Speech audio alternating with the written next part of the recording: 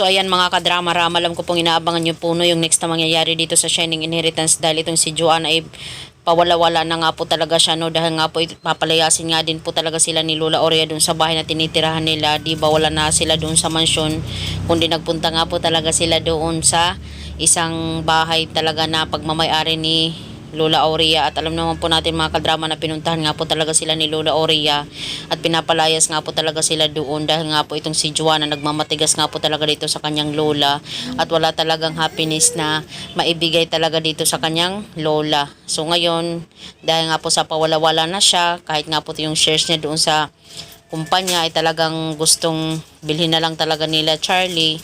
Pero alam naman po natin mga kadrama, nagagawa nga po talaga itong sila Ina at saka itong si Lola Aurea para mapunta nga po talaga sila, sa kanila yung shares ni Joanna at saka ni Yuan. At dahil nga po talaga dito mga kadrama sa wala na nga pong mapupuntahan itong si Joanna, ay mula sa kanyang katigasan ng kanyang ulo ay magiging smooth na nga po talaga ito siya no, dahil pa wala na siya wala na siyang ibang makakapitan.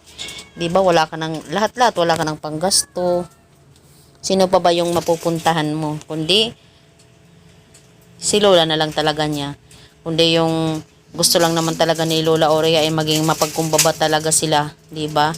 Pagsisihan nila yung kanilang mga nagawa. Yun lang naman ang gusto talaga ni Lola Aurea. Kaya nakakatawa lang po talaga mga kadrama kung talagang i-down talaga ni Ina o ni Joanna yung pride niya talaga. At humingi siya ng patawad talaga dito kay Lola niya dahil yun lang naman talaga ang hinahangad ng Lola niya na talaga sila magbago, bigyan ng importansya yung lahat ng mga ari-arian na mayroon ng lola nila, di ba? So mga kadrama, alam kong inaabangan po talaga natin yung senaryo na ito, yung pagpapatawad talaga ni Lola Aurea dito kay Joanna, at itong si Joanna magbago na talaga.